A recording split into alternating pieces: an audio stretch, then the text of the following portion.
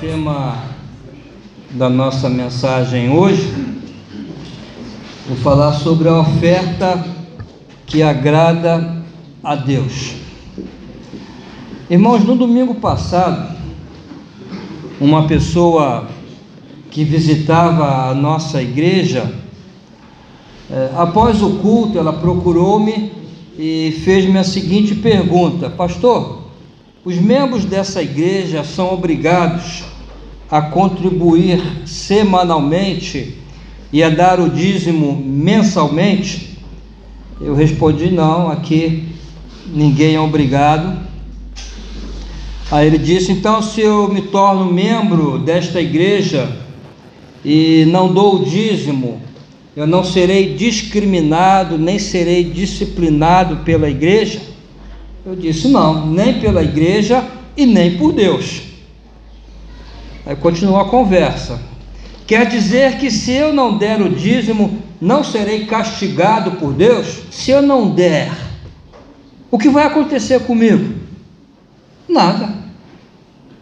Não vai acontecer nada? Não, não vai acontecer nada. Eu continuei a falar: esse é o grande problema. Não vai acontecer nada. Não serás castigado, mas também não serás abençoado. Então, ao contribuires, decides se queres ser um crente especialmente abençoado por Deus ou não. Bem, irmãos, motivado por esse diálogo, eu decidi trazer hoje para a nossa igreja uma mensagem sobre a contribuição cristã. E eu quero compartilhar alguns princípios que devem nortear a contribuição do crente. O texto base é 2 Coríntios, capítulo 9, de 1 a 13. Um ano antes de escrever essa carta aos Coríntios, o apóstolo Paulo ele havia iniciado uma campanha beneficente, uma campanha para levantar recursos para ajudar os crentes pobres de Jerusalém. Naquela época, o apóstolo Paulo ele falou dessa campanha na igreja de Corinto, que foi uma das igrejas que ele fundou, e a igreja de Corinto prontamente manifestou o desejo de participar. Sim, Paulo, nós vamos participar, nós vamos dar, nós vamos contribuir. Mas um ano já havia passado e até aquele momento a igreja não havia dado nada, não havia tido nenhuma ação prática para participar daquela oferta. O apóstolo Paulo já havia coletado oferta entre outras igrejas da região da Macedônia, igrejas inclusive que eram mais pobres que a igreja de Corinto. A igreja de Corinto era uma igreja rica, ficava numa região cosmopolita, comercial, e as da Macedônia também eram pobres, mas Paulo já havia coletado, inclusive disse que as igrejas da Macedônia rogaram para dar e deram até acima do que podiam. Lá no capítulo 8, no versículo 3, Paulo diz assim: pois dou testemunho de que eles deram tudo quanto podiam, e até além do que podiam, por iniciativa própria. Paulo nem precisou insistir muito, nem precisou fazer muita campanha, eles mesmos tiveram a iniciativa de dar. Então agora Paulo ele sente a necessidade de lembrar a igreja de Corinto o compromisso que a igreja havia assumido um ano atrás e até agora não havia cumprido. Inclusive Paulo diz que ele havia usado a igreja de Corinto como exemplo lá na Macedônia, para estimular aquelas igrejas que contribuíram, para estimulá-las a contribuir. Então Paulo disse: olha, eu usei vocês como exemplo. E Paulo então tinha planejado ir a Corinto, ele ia acompanhado com alguns da Macedônia, para agora receber a oferta da igreja. Mas Paulo tinha uma preocupação: se eu chego lá não estão preparados, eu vou passar vergonha. e a própria igreja, porque eu falei tão bem dos coríntios, eu falei da prontidão deles. Então o que Paulo faz? Antes de ir, ele decidiu enviar na frente alguns irmãos, na verdade foram 3, Tito e mais 2, para que organizassem tudo, antes que Paulo chegasse, a fim de que quando Paulo chegasse com a delegação da Macedônia, a oferta já estivesse preparada. A intenção era que a igreja de Corinto não fosse apanhada desprevenida e com isso nem Paulo nem a igreja passassem vergonha diante dos da Macedônia, já que Paulo havia usado os coríntios como exemplo e estímulo. Irmãos, dito isso, o apóstolo Paulo passa a dar várias instruções a respeito da contribuição cristã. E é com base nessas instruções que eu quero compartilhar alguns princípios sobre a contribuição cristã. E o primeiro princípio que eu quero compartilhar é o seguinte: a contribuição cristã deve ser generosa. A contribuição do crente deve ser generosa. Paulo disse que o que semeia pouco, pouco também ceifará. E o que semeia em abundância também ceifará. Irmãos, eu tenho visto alguns pregadores usarem esse texto de uma maneira errada, como se Paulo estivesse a ensinar que a oferta é uma espécie de negociação com Deus, uma barganha. Se dás muito, irás receber muito. Se dás pouco, irás receber pouco. Então a bênção vai depender da quantidade que dás. Irmãos, mas eu não penso assim. Até porque, para Deus, o conceito de dar muito ou pouco não está na quantidade, não está no valor monetário da oferta. Os irmãos lembram da oferta da viúva pobre? Diz o texto assim, Lucas 12, 41, 44. Jesus sentou-se em frente do lugar onde eram colocadas as contribuições e observava a multidão colocando dinheiro nas caixas de ofertas. Muitos ricos lançavam ali grandes quantias. Então, uma viúva pobre chegou-se e colocou 2 pequeninas moedas de cobre de muito pouco valor. Chamando a si os seus discípulos, Jesus declarou: afirmo-lhes que esta viúva pobre colocou na caixa de ofertas mais do que todos os outros. Todos deram do que lhes sobrava, mas ela, da sua pobreza, deu tudo o que possuía para viver. Em valor monetário, a oferta da viúva pobre era inferior às ofertas dadas pelos ricos. Mas Jesus disse que a viúva havia dado mais do que os outros. Qual era a diferença? Enquanto os ricos deram com avareza, mesquinharia, pois deram o que lhes sobrava, sobrou, eu dou. A viúva pobre deu com generosidade. Foi uma oferta generosa, pois não deu sobras, mas na verdade ela deu tudo o que possuía. Ela fez semelhante à oferta dos crentes pobres da Macedônia, dos quais Paulo disse aos coríntios que, apesar da extrema pobreza em que viviam, deram além das suas possibilidades.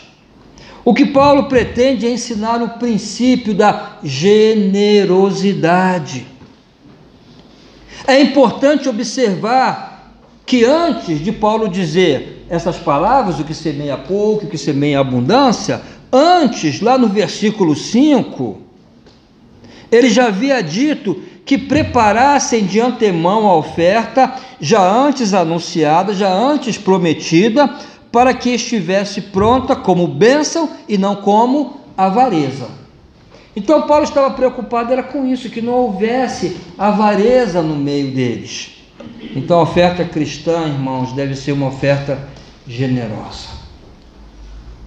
O crente não pode ser avarento, não pode ser mesquinho para com Deus. Segundo lugar, a contribuição cristã deve ser de coração. No versículo 7, Paulo diz: cada um contribua segundo propôs no seu coração, não com tristeza ou por necessidade.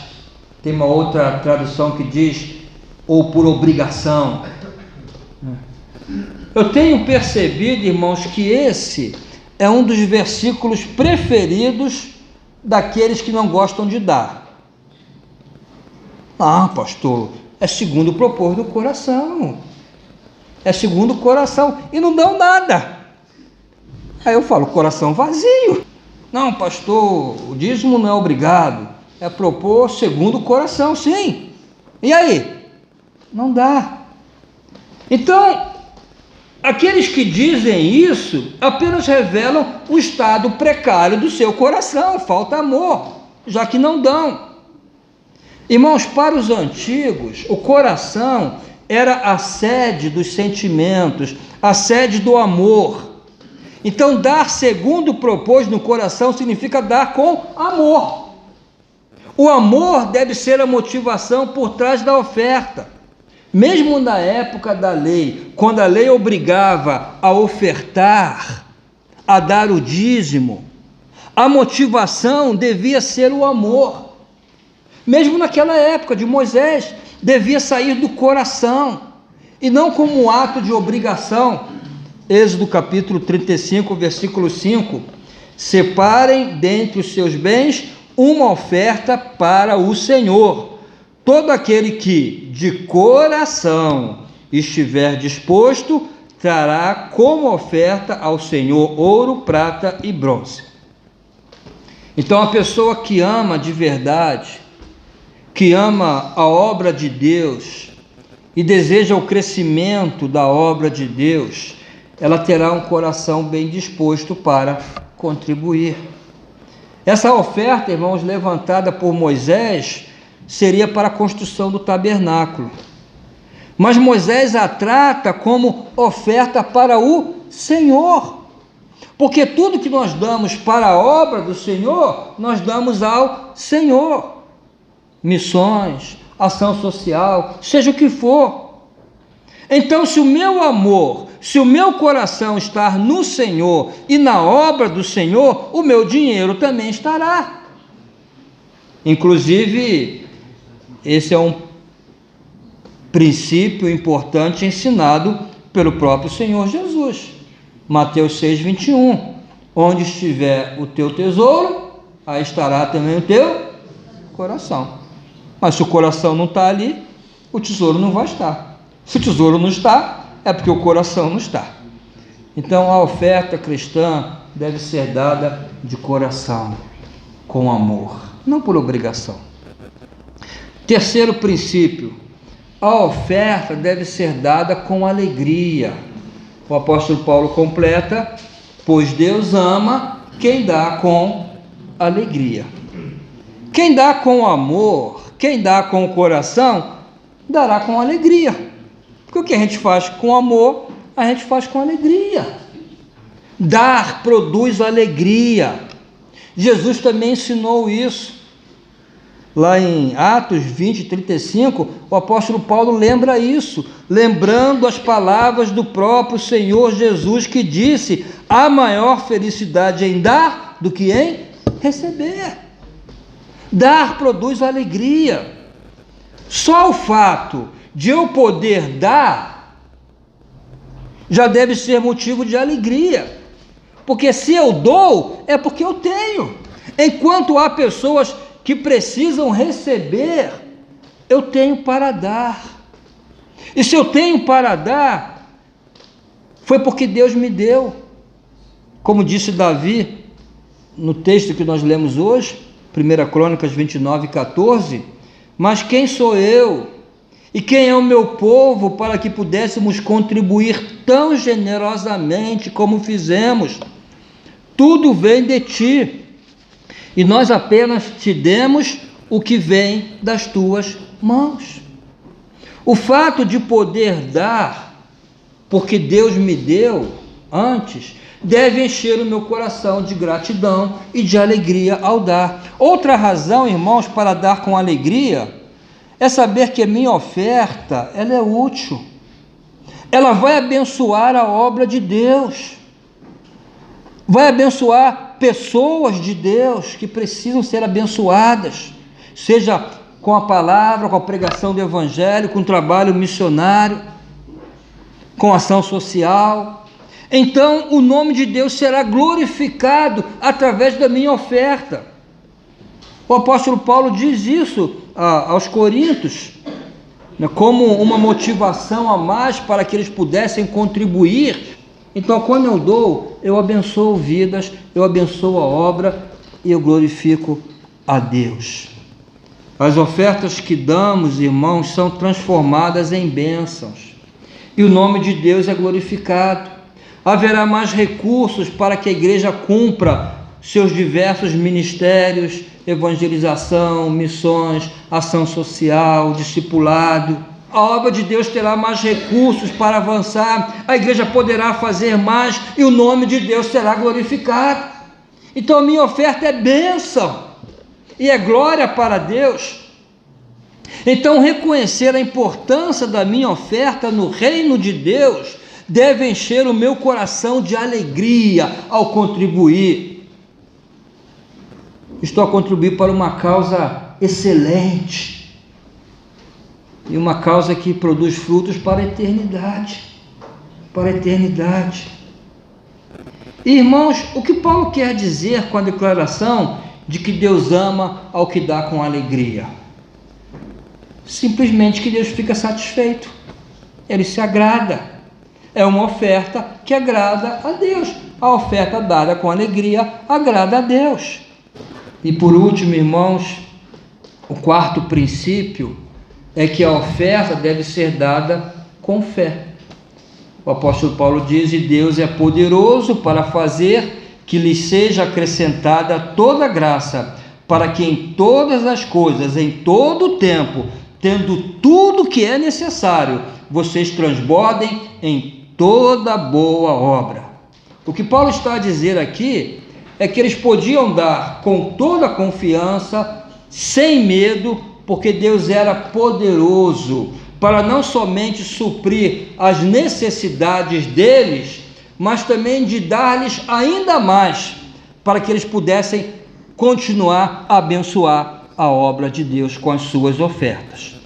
Nem todo dizimista é crente, mas todo crente é dizimista, porque crente é aquele que confia, e se eu confio, eu não tenho dificuldade em dar, porque eu sei que Deus vai suprir todas as minhas necessidades. E no versículo 10, Paulo apresenta a Deus como provedor do nosso sustento. Olha o que ele diz: ora, aquele que dá semente ao que semeia e pão para comer, também multiplicará a vossa sementeira e aumentará os frutos da vossa justiça.